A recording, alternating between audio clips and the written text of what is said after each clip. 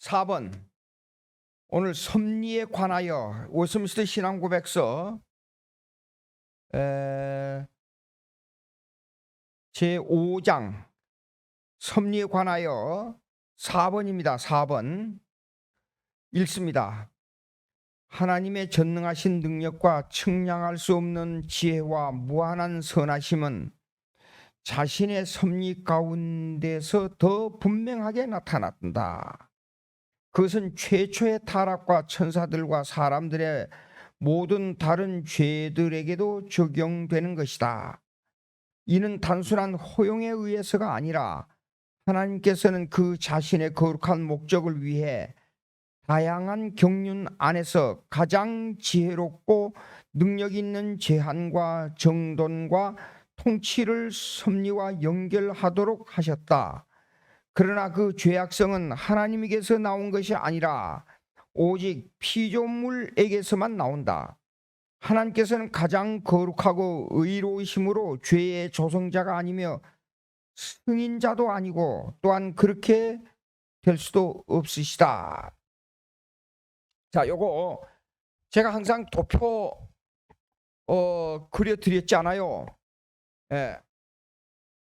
그러면 여기에 나타난 거 이제 요 도표가 이렇게 돼 있는데 요게 하나님의 계획, 신적 작정, 그 다음에 예정. 신적 작정은 만물에 관한 하나님의 계획이고 예정은 구원에 관한 하나님의 계획이요. 근데 이것을 이루기 위해서는 이게 창조, 시간과 이 창조는 시간과 공간을 반드시 포함하고 있어요. 예.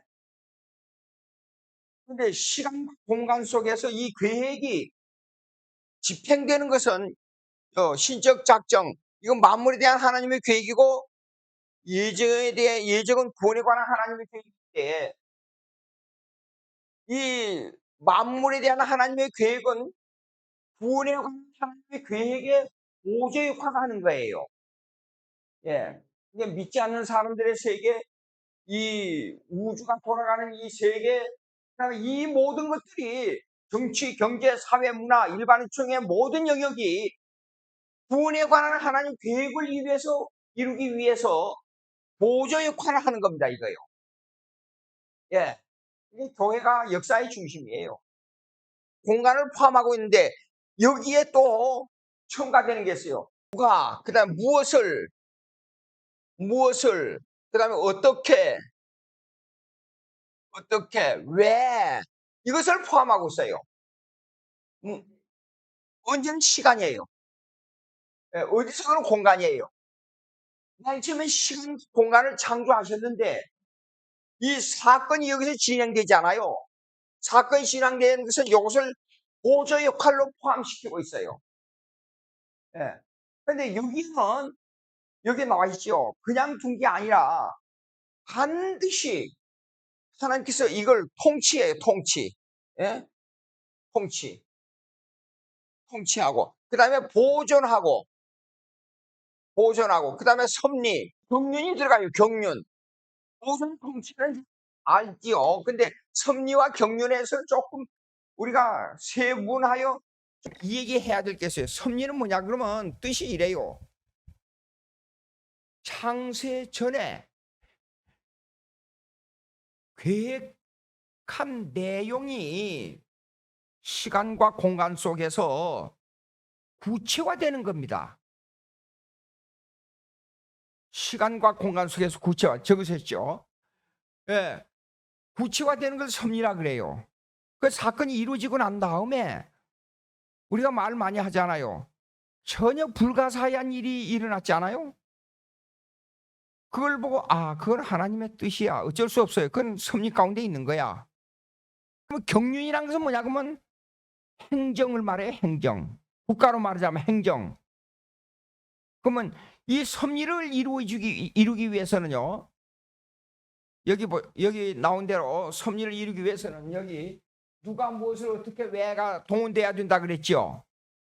예, 그 섭리를 이루기 위해서는 그 주위의 사람, 그 다음에 이유, 원인, 사건 이런 것들이 동원돼야 돼요. 그 동원돼서 그걸 이루어가는 것을 경륜이라 그래요. 자, 셋째 줄부터 읽어보면 이런 게 나와요. 적으셨죠? 예?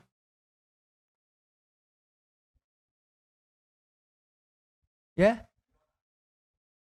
사건을 이루기 위해서 사람을 동원하고 그 다음에 왜 일어나야 되는 원인과 결과론을 주관하고 또 그 다음에 그 원인을 그냥 아무 이유 없이 일어난 게 아니에요. 원인이 있고 결과가 있고, 예, 이런 것들을 보고 경륜이라 그래요. 쉽게 말하면 이렇게 돼야 돼요. 그 말이 달리는 코수 있잖아요. 그걸 보고 경륜이라 그래요. 그러면 그 경륜 말이 달리는 코수는 말이 있어야 되고 사람이 있어야 되고 그 길이 도는 그 궤도가 있어야 되고 똑같이 경륜 그러면 섭리가 이루어지는 데 있어서 거기에는 사람도 필요하고 조건도 필요하고 환경도 필요하고 예 그런 상태를 말해요. 셋째 줄부터 하나님께서는 그 자신의 거룩한 목적을 위해 다양한 경륜 안에서 그랬잖아요.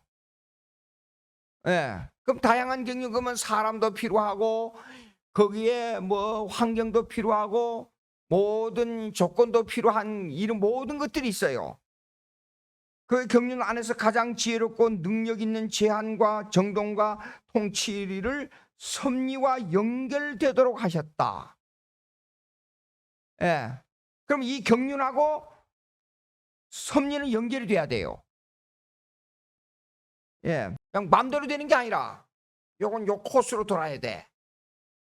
또 그다음에 원인은 이렇게 제공되고 과정은 이렇게 제공되고 결과는 이렇게 돼야 돼. 그 코스가 경륜이에요. 예. 그다음에 그러나 죄악성은 하나님께서 나온 것이 아니라 오직 피조물에게서만 나온다. 하나님께서는 가장 거룩하고 의로우심으로 죄의 조성자가 아니면 승인자도 아니고 그렇게 될 수도 없으시다. 그런데 이게 모순되게 들리죠 지금. 죄의 조성자가 아닌데 모든 것은 하나님의 섭리와 경륜이에요. 그럼 모순되게 들려요. 근데 이것이 우리가 신앙의 자세를 바로 가지는 데서 중요한 요소가 됩니다. 무슨 말이냐 그러면 이걸 여기에 보십시오. 뭐가 나오냐 허용이 나와요. 허용. 여기요. 천사들과 사람들의 모든 다른 죄들에게도 적용되는 것이다. 이게 무슨 말이냐 그러면 섭리는 모두 하나님에게 속해 있어요. 간단히 말해서. 예. 그럼에도 불구하고 섭리 하나님께 속해 있는데 최초의 타락과 천사들과 사람들의 모든 다른 죄들에게도 적용되는 것이다. 그러면 하나님의 죄의 조성자가 아니냐 이렇게 질문이 나올 수밖에 없잖아요. 예. 근데 이거는 단순한 허용에서가 아니라 그럼 이 말은 이 허용은 목적론적 허용이라 그래야 돼요. 허용. 단순한 허용이 아니라 조금 이렇게 쉽게 설명하려면 A라는 사건이 이렇게 지금 가서 A 다시가 이루어지도록 결정이 됐어요.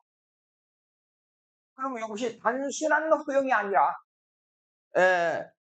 그 다음에 어떤 사람이 이 길을 가야 되는데 하나님 단순 허용은 이겁니다. 하나님 걸어갈까요? 걸어가거라. 예, 걸어가고 있습니다. 근데 두 길이 나왔네요. 왼쪽으로 할까요? 오른쪽으로 할까요? 왼쪽으로 가거라. 그것이 아니에요. 그것이 아니고 하나님께서 허용인데 목적론적 허용은 뭐냐면 인간의 갈 수 있도록 인간의 의지를 뒤에서 발동시켜줘요. 인간의 의지는 자기가 하는데 이건 자기가 하는 거예요. 분명히. 근데 허용적이기 때문에 단순한 허용이 아니고 목적론적이기 때문에 그 허용은 자기가 하는데 이것이 하나님의 뜻에 합당하게 움직이고 있어요. 자유의지를 이쪽으로 가도록 하나님께서 자유의지를 허용해서 조정하는 건 누구냐? 하나님이에요. 숙명론은 있잖아요. 물이 흐르면 요 코스대로 그냥 따라가는 것 뿐이에요. 패널리즘이라 그래요. 근데 예수는 여기 인간의 자유의지가 허용적이기 때문에 하나님의 뜻과 인간의 의지가 같이 가고 있어요. 의지 없이 흘러버리는 게 숙명론이에요. 그러나 그걸 갖다 동료라 그래요. 아까 얘기한 대로 동료는 뭐냐? 하나님의 의지와 인간의 의지가 같이 가는 거예요. 근데 최종 여기 나왔잖아요. 최초의 시행자가 하나님이고 결론을 맺는 자가 하나님이에요. 거기에 이 하나님이 결정해 놓은 이 테두리 안에 인간의 의지가 포함되어 있어요. 예. 여기요. 지금 코스가 이렇게 해서 이렇게 가도록 하나님의 기초를 놓아요. 때로는 인간이 이렇게 가려고 그래요. 이렇게요. 근데 인간의 자유의지를 사용해 있대 하나님께서. 내가 이쪽으로 가려고 하지만은 그건 안 돼. 이게 막혀요. 그럼 인간의 의지가 이거 안 되는구나. 그러면 인간의 의지가 이리 가도록 돌이켜져요. 하나님께서 허용적으로 목적론적으로 허용했지 단순한 허용이 아니기 때문에 안에서 인간의 자유의지가 움직여요. 없어요. 지나놓고 보면 다 하나님의 뜻이에요. 그러니까 예정론을 믿는 사람들은 이렇게 해야 돼요. 무조건 자기 의지대로 움직여야 돼요. 예. 근데 안 될 때 그것을 잘 빨리 생각하고 그것을 응용할 수 있는 사람이 성공하는 신앙인이에요. 예, 근데 그런 내용들을 말하는 내용들이 많아요. 일반 사람들이라 할지라도. 즉 말하자면 실패했을 때 실패한 원인을 규명하라. 그건 인간의 자유의지에게 맡겨준 인간의 이 감각이에요. 근데 그걸 찾을 때 이 사람 믿지 않는 사람이라 할지라도 A라는 사업을 했어요. 근데 안 돼요. 그런데 나중에 보니까 그것이 전혀 다른 방향에서 성공을 가져오는 경우가 있어요. 예. 그러면 그 성공한 물질을 사용해 가지고 그 내용을 하나님께서 하려고 하는 뜻이 있기 때문에 그렇게 된 거예요. 예. 자, 여기 테이프 붙이는 게 있잖아요. 테이프란다. 그러면 딱 잠깐 동안 붙였다가 이걸 떼면 붙였다 떼는 그런 거 있죠. 근데 그것은 원래 회사 사장이 이 풀을 배합해가지고 붙이면 아주 단단하게 붙는 것만 했어요. 근데 종업원이 와가지고 이것을 그 재료를 잘못 포함해가지고 한참 붙여 있는데 나중에 떼면 또 다시 떨어지고 붙이면 또 붙고 다시 떨어지고 그래가지고 사장으로부터 구사를 많이 먹었어요. 근데 나중에 이 재료를 잘못해서 큰 이 재료가 나중에 붙였다가 다시 떼가지고 사용하고 이걸 하는데 아주 유용한 이 됐어요. 목적론적으로 볼 때는 원래가 붙였다가 뗐다 붙였다 뗐다 하는 그 종이 붙이는 게 있잖아요. 그것이 목적이에요. 근데 이 사람은 실수를 해가지고 그걸 만든 거예요. 예. 원래는 이것을 딱 붙여 오랫동안 장기적으로 붙이는 것만을 만들어내는 회사였어요. 근데 그 사람은 자기도 몰래 자유의지를 통해서 잘못 배합한 거예요. 근데 많은 사람에게 도움을 줬어요. 이것이. 재미있는 일이에요. 예, 그런 일들이 수없이 많아요. 우리 주위의 속에. 전화 이복이라는 말은 그런 뜻도 포함하고 있어요. 예. 하나님께서는 목적을 있잖아요. 여기 제일 마지막 문장에 죄의 조성자가 아니고 승인자도 아니고 그렇게 될 수도 없다. 하나님은 원래 인간에게 선을 목적으로 모든 명령을 했어요. 예. 근데 그걸 범한 거는 인간이에요. 범한 거는 인간이지만은 그 범한 인간의 그 범죄를 하나님의 뜻대로 사용해요. 범한 인간의 그 범죄를 하나님의 뜻대로 사용해서 하나님의 뜻을 이루어요. 예, 자유의지로 인간이 범했지 않아요. 그 범죄를 사용해서 하나님의 뜻을 이루어요. 역설적으로 말하자면 인간이 범한 범죄를 하나님의 뜻대로 사용해서 그의 목적을 이루어요. 참 묘해요. 이 성경 구절을 읽어보면 다 나와요. 여기에요. 예, 예정론은 인간의 자유의지를 박탈하는 게 아니에요. 예정론은 인간의 자유의지를 살려주는 신학이에요.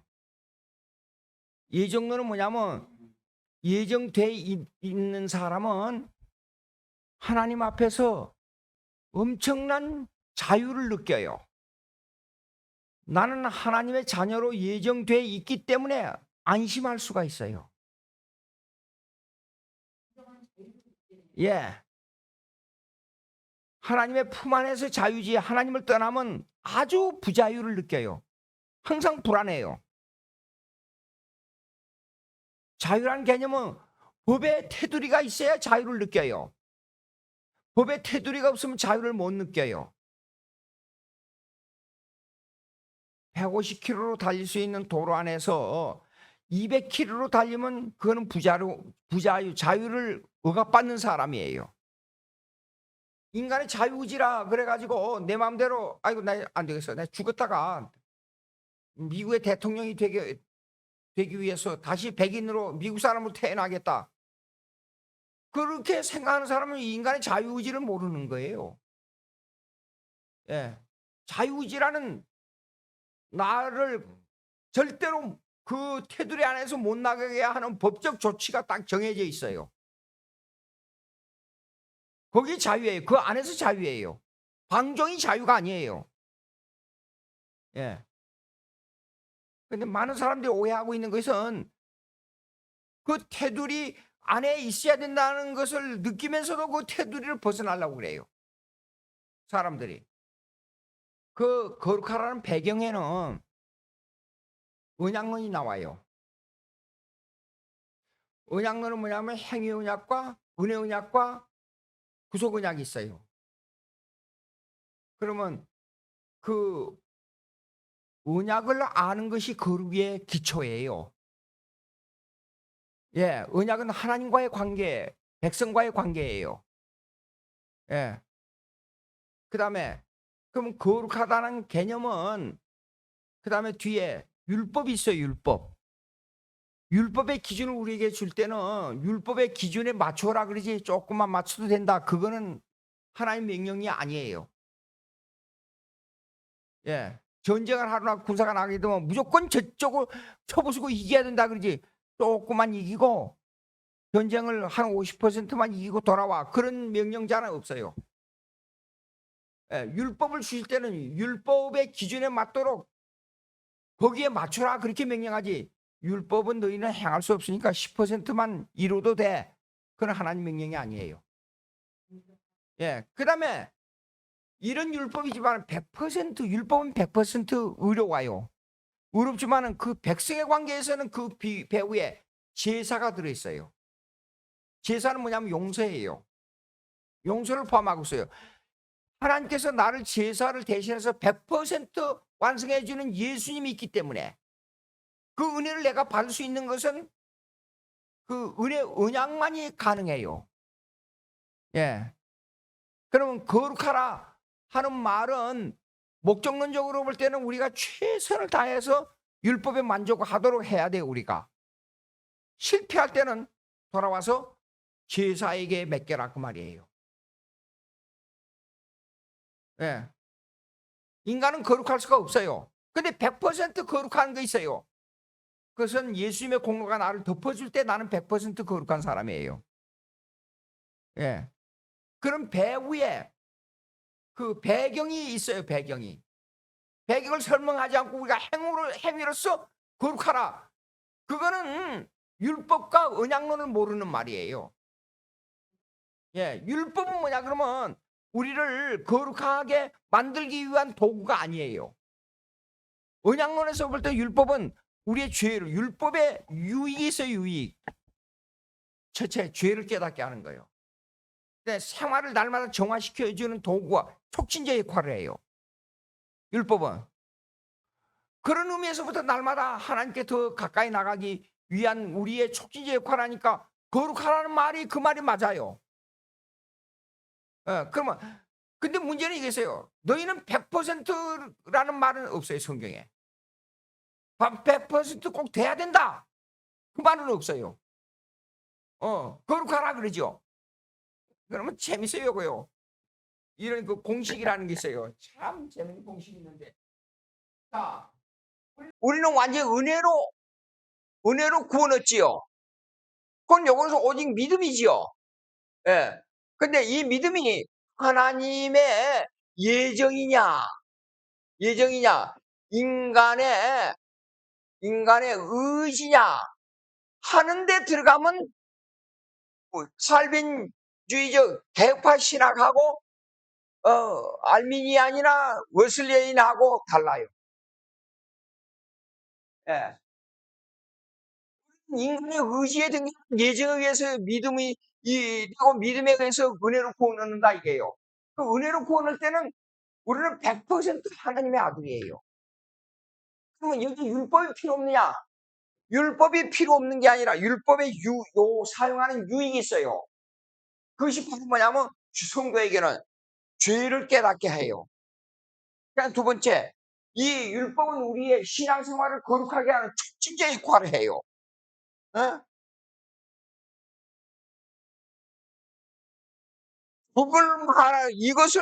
이것을 강화시키기 위해서 죄를 깨닫고 거룩하게 될 수 있도록 촉진제 역할을 해서 하나님께서 명령은 나 거룩하니 너희도 거룩하라. 자녀니까 거룩해져야 되잖아요. 예. 그런 성경에는 100% 되라는 건 없어요.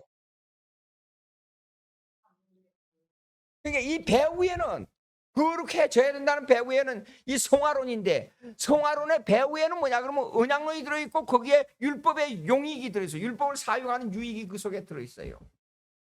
로마서 7장 14절. 자 보세요. 율법은 100% 선한 거예요. 자신은 완전히 율법에 도달하지 못해요. 공관 사람이라도 한탄했어요. 오호라 공관 사람이라도 한탄했어요. 근데 이제 문제가 뭐냐면 나는 100% 의로운 사람이라는 것이 선을 나와요. 그럼에도 불구하고 8장은요 7장하고 연결된 내용이에요. 지금요 8장 읽어보세요. 1절 결코 정죄함이 없다는 말은 결코 100% 의인이란 뜻이에요. 그 다음에 2절 읽어보세요. 예. 그리고 또 설명이 나와요. 3절 하나님은 하시나니 뭐냐 그러면 율법을 대신 완성해 주신 분이 예수님이에요. 그걸 갖다 능동적 순종이라 그래요. 십자가에 죽는 것은 수동적 순종이고 능동적 순종. 예. 근데 아니 성경에 분명히 나와 있고 벌커프 조직 신학 보게 되면 예수님의 그 액티브 아비디언스와 패시브 아비디언스를 명확하게 구분해서 이거 설명하고 있는데 무슨 논쟁이 필요하냐 그 말이에요. 내 말은 그냥 예수님이 간단해요. 예수님이 율법을 완성하는 게 능동적 순종이고 십자가에 죽은 것이 수동적 순종이에요. 예, 왜 그러냐 그러면 하나님 앞에서 아담이 범죄했잖아요. 그럼 하나님과 인간관계에 율법에 문제가 생기잖아요. 법을 주신 이는 하나님이고 그걸 지키라 하는 이는 인간이잖아요. 근데 그걸 깨트려 버렸으니까 하나님과 인간관계에서 법적 관계가 성립이 안 되잖아요. 그럼 그것을 회복을 위해서 아니 회복을 위해서 일생 동안 율법을 완성해 준 거예요. 예수님이. 그게 능동적 순종이에요. 여기 나오잖아요. 로마서에. 그런 그 성경을 그렇게 부정하는 게 어디가 있어요. 그다음에 아담이 법을 어겼기 때문에 형벌을 봐야 되잖아요. 그게 율법의 관계만 회복이 된 게 아니고 형벌을 받아야 되니까 그 형벌이 십자가에 죽은 거예요. 두 가지 완성. 그래서 십자가에 죽은 걸 수동적 순종이라 그래요. 벌거부 조지신학에 그렇게 나와 있어요. 그리고 성경 보라고 성경. 지금 읽었던 성경. 그다음에 오슴새 신앙고백서 350페이지 보시겠습니다. 5번. 자, 제가 읽습니다. 가장 지혜롭고 의로우시며 은혜로우신 하나님께서는 때때로 자신의 자녀들을 여러 가지 시험과 그들 자신의 마음의 부패성에 얼마 동안 내버려 두신다. 이게 참 의미가 깊은 내용이에요. 그렇게 함으로써 하나님께서는 전에 범한 그들의 죄들로 인하여 징계하고 그들에게 숨어있는 부패한 힘과 그들의 마음의 거짓됨을 깨닫게 하여 그들을 겸손하게 하신다. 그 결과 하나님께서는 자녀들이 도움을 바라며 하나님을 더 친근하고 끊임없이 의지하게 하며 그리고 장래의 모든 범죄의 기회에 대하여 경계하기 위해 또한 여러 가지 다른 의롭고 거룩한 목적들을 위해 그들을 더욱 깨닫게 하신다. 인간을 죄에 하나님께서 직접 죄에 빠뜨린 게 아니고 그냥 일부러 버려두신 게 아니고 얼마 동안 그들이 시험 당할 때를 가만히 그냥 내버려 둬요. 그래서 죄로 말미암아 얻어맞고 만시창이가 되잖아요. 그러면 인간이 이렇게 내가 능력이 없고 이렇게 인간이 나쁜 악한 존재이구나 그걸 깨닫게 한단 말이에요. 근데 그것도 성령이 역사해야 알아요. 근데 인간은 자유의지는 안 돼요. 성령이 깨달음을 줘야 돼요. 그러니까 하나님의 뜻은 인간이 생각하는 정반대 방향에서 올 때가 많아요. 범죄를 통해서 하나님의 뜻이 온다니까요. 근데 기독교인에게는 그걸 가지고 더 깊은 회개를 하게 되고 죄가 많은 곳에 은혜도 많다. 근데 안 믿는 사람들은 그것이 하나님과 어떤 관계가 있느냐 그걸 몰라요. 이거 참 사람들이 이해 못하는 게 있어요. 특별히 하나님의 사랑만 강조한 사람들은 이걸 전격적으로 부정합니다. 무슨 말이냐면 악한 사람들은 악한 일을 하도록 하나님께서 허용하시면서 그걸 하나님의 뜻대로 사용하신다. 그 내용이에요. 사울이 다윗을 공격하려고 할 때 하나님께서 그 마음을 완악하게 하셨다 그랬잖아요. 여러분 보세요. 성경을 읽어보면요. 이거 처음엔 도대체 이해 못하는 게 있었어요. 베드로가 새벽 다 울기 전에 3번 부인한다고 그랬잖아요. 예언했잖아요. 그런데 분명히 예수님이 잡혀가고 지금 끌려가는 상황에서 베드로는 그 예수님을 멀리서 바라봤잖아요. 그런데 3번 부인한다 분명히 그랬잖아요. 그것도 3년 전에 얘기한 것도 아니에요. 바로 쉽게 말해서 하루나 걸렸는가 모르겠어요. 그 시간은 이거 성경에 안 나왔지만 어쨌든 얼마 전에 얘기했는데 닭이 3번 울었는데 예수님을 세 번 운 게 예수님을 3번 부인했는데 닭이 울었잖아요. 그 인간의 자력으로 되는 거예요. 자, 가룟 유다에게 얘기했습니다. 지금 나와 같이 만찬 때에 나와 같이 손을 놓은 이자가 나를 판다고 분명히 얘기했어요. 그럼에도 불구하고 그 얘기 경고를 들었습니다. 그런데 은돈 30냥 가지고 가서 예수님을 파는데 앞장섰어요. 그거 어떻게 생각해요, 여러분? 그것만 딱 생각하면 완전히 하나님은 완전히 독재를 가지고 자기 마음대로 이끌어가는 인간을 그냥 마음대로 사용해보고 놓았다가 잡았다가 놓았다 잡았다. 그런 하나님이다. 그렇게 생각할 수 있어요. 그럼에도 불구하고 자고요. 하나님 편에서는 그렇게 돼요. 근데 인간 편에서는 이렇습니다. 가룟 유다에게 분명히 나 손녀 같이 이거 대고 있는 자가 나를 판다고 이 얘기 했는데도 불구하고 하나님께서 가룟 유다에게 허용적으로 그 자유를 마음대로 쓰도록 내버려 뒀어요. 그러니까 자기 의지에 의해서는 아이고 예수님 그건 뭐 그러지 말든지. 지금 여러분 성경을 자세히 봐요. 가룟 유다가 생각하길 예수님은 로마 나라는 이 엄청난 나라 할지라도 예수님이 3년 동안 한 사역을 비해 볼 때는 저 로마 병정들 저거 아무것도 아니야. 아니 엄청난 파도가 치고 해일이 이래가지고 지금 사람 죽느냐 하는데도 예수님 말 한마디니까 바다가 잔잔 오지겠어야. 도대체 이 바다 이가 누군가인데 이 바다가 잔잔하는 거 그랬어요. 죽은 사람 살리고. 그러면 예수님 말 한마디면 이거 로마 병정 아무거든. 갑자기 로마 행정부에 태풍이 불어가지고 1초에 1km로 달리는 바람이 불어가지고 로마 행정부가 무너지게 하라 그러면 그 다 무너져 버렸어요. 분명히 그럴 줄로 믿었어요. 예. 그리고 로마 병정만 있는 그 땅만 한 20m, 30m 쑥 꺼져 버려라. 그럼 다 이 사람들이 묻혀버릴 줄 알았어요. 말 한마디면. 그걸 기대하고 로마 병정하고 예수님하고 싸움을 붙여본 거예요. 가룟 유다가. 그러면 가룟 유다는 뭐였어요? 최소한 예수님이 왕이 되고 로마를 쳐부수고 왕이 되면 재무장관은 맡아놨어요. 왜냐?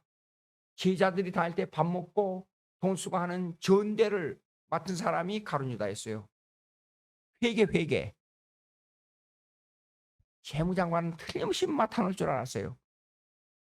근데 예수님이 비참하게 십자가에 못 박혀 죽은 거예요. 그래서 내 일생은 여기서 유대주의식 왕을 원했던 가룟 유다는 나는 일생에 망했구나.